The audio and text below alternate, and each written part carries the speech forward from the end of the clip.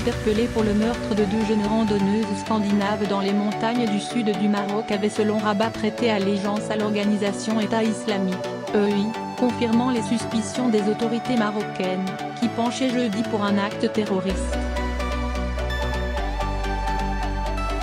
Un communiqué diffusé jeudi soir par le procureur de Rabat a confirmé l'authenticité d'une vidéo relayée jeudi sur les réseaux sociaux, montrant 4 hommes présentés comme les 4 suspects arrêtés à Marrakech, Sud, en train de prêter allégeance à Abou Bakr al-Baghdadi, chef du groupe ultra-radical. Les corps des 2 touristes norvégiennes et danoises avaient été découverts lundi dans une vallée du massif du Haut-Atlas réputé pour ses sentiers de randonnée. Ils ont été transportés jeudi soir de la morgue de Marrakech vers l'aéroport de Casablanca d'où ils doivent être rapatriés en Norvège et au Danemark, selon un journaliste de l'AFP sur place. Lors d'un point de presse, le porte-parole du gouvernement, Mustafa Kalki, a dénoncé un acte terroriste.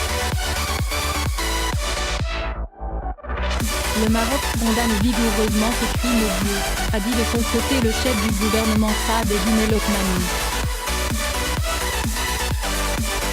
Le premier suspect, appartenant à un groupe extrémiste, avait été interpellé dès lundi, avant que les 3 autres ne soient appréhendés jeudi matin après diffusion d'un avis de recherche, a indiqué la police. Louisa Westerhagen Jespersen, une étudiante danoise de 24 ans, et une amie, Maren Juland, une Norvégienne de 28 ans, se trouvaient au Maroc pour des vacances.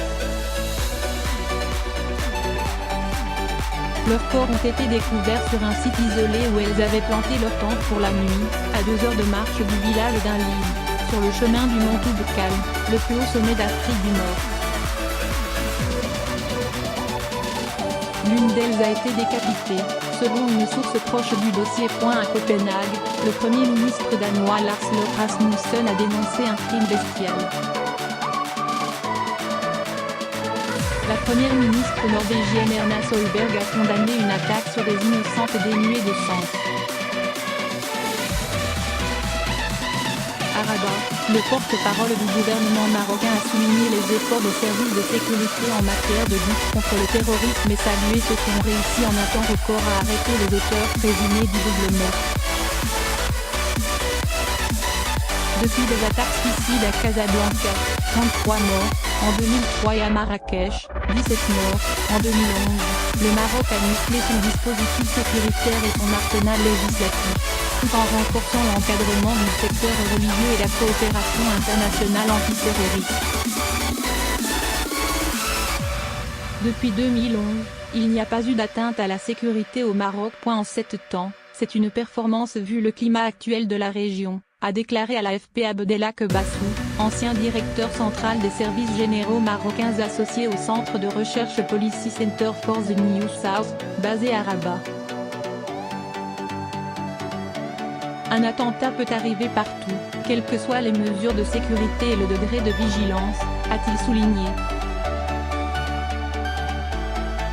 Comme les autorités, les habitants du village d'Inlil s'inquiètent des possibles répercussions sur le secteur touristique. Secteur clé pour l'économie marocaine, le tourisme représente 10% de la richesse du pays et constitue le 2e employeur après l'agriculture. En 2017, le Maroc a enregistré un nombre record de touristes avec 11,35 millions de visiteurs. Les 3 hommes arrêtés jeudi sont originaires de Marrakech, selon l'avis de recherche, et l'un d'eux a des antécédents judiciaires liés à des actes terroristes, selon les informations obtenues par l'AFP. D'après les médias marocains, les suspects qui tentaient de quitter la ville ont entre 25 et 33 ans et vivaient dans la précarité.